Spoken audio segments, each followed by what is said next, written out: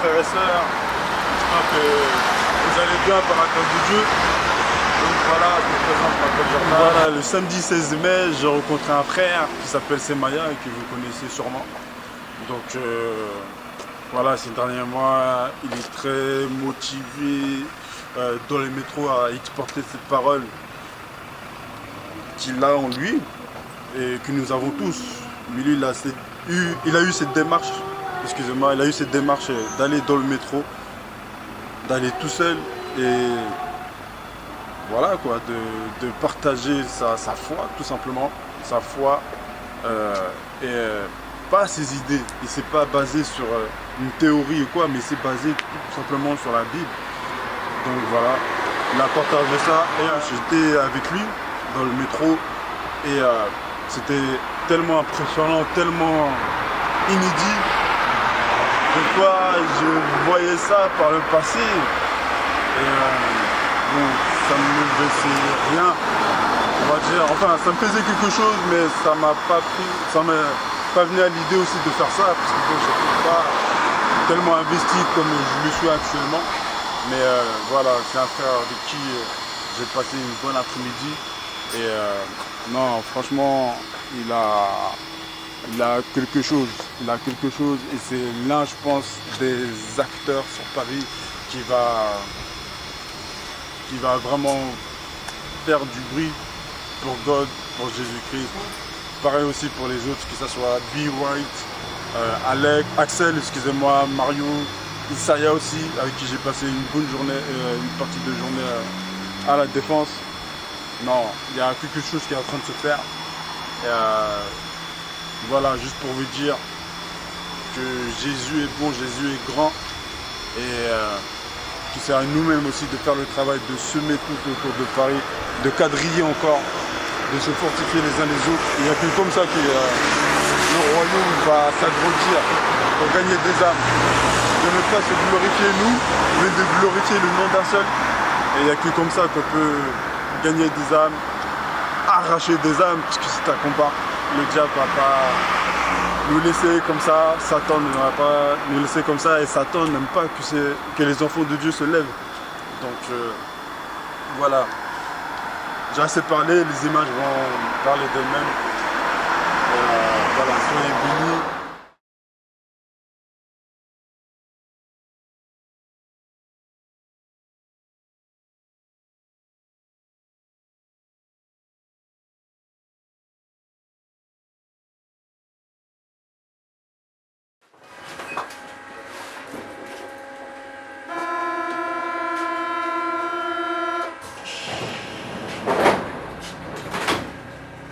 Mesdames et messieurs, bonjour, bonsoir.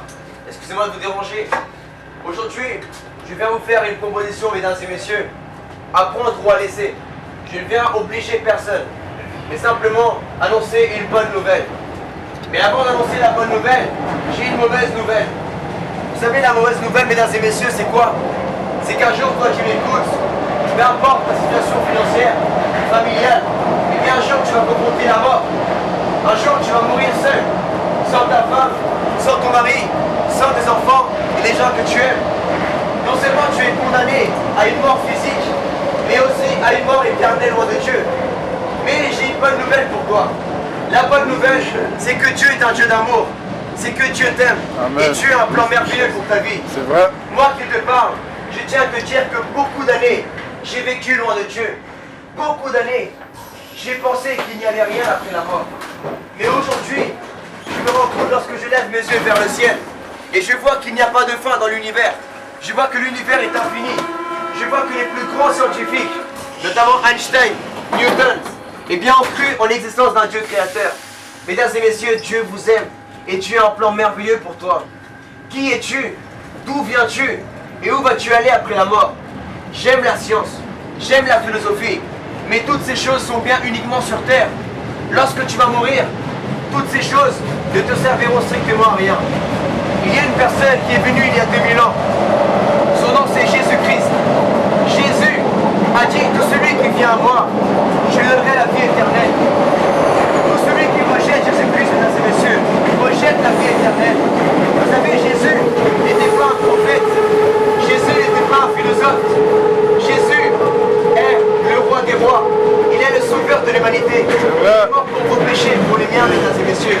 En France, nous n'avons pas besoin de religion. Nous n'avons pas besoin de secte.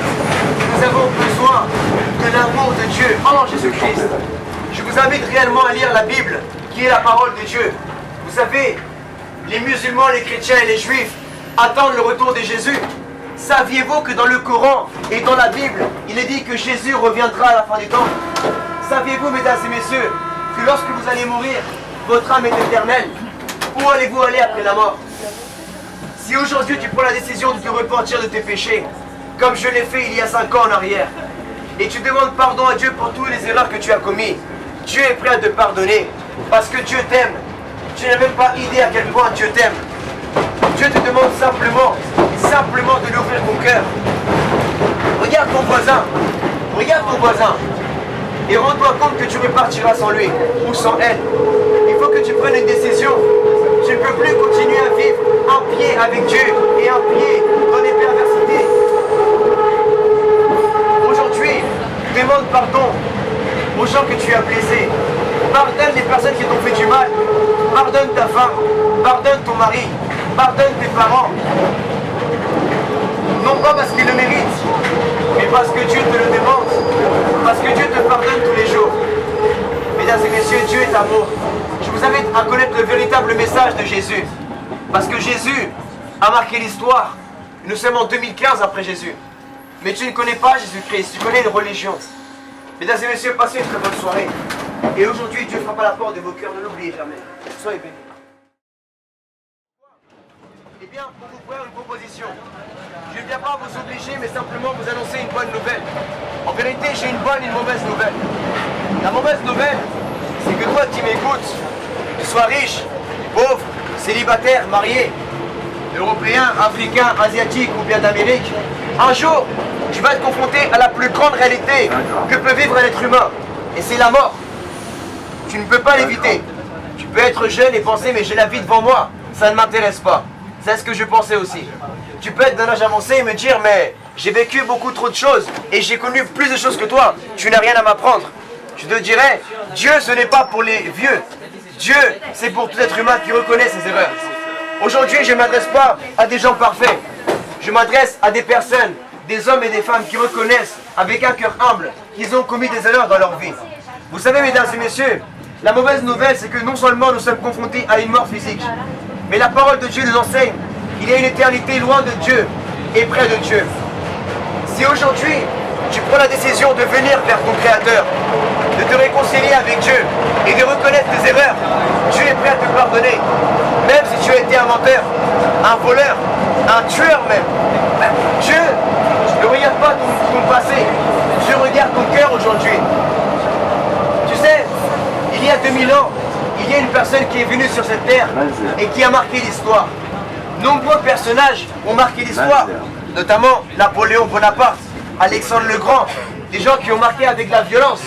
Mais il y a aussi Socrate et bien d'autres philosophes. Mais Jésus-Christ, c'est quelqu'un quand même qui attire mon attention. Pourquoi? La particularité de Jésus, c'est que Jésus a marqué l'histoire avec l'amour. Jésus nous a enseigné que le plus beau message d'amour est de donner sa vie pour son prochain et de pardonner son ennemi et d'être fidèle à sa femme ou à son mari. Amen. Et de respecter ses parents. Jésus a dit, comment dis-tu que tu aimes ton Créateur, que tu ne vois pas, mais tu n'aimes pas ton prochain alors que tu peux le voir, et c'est vrai.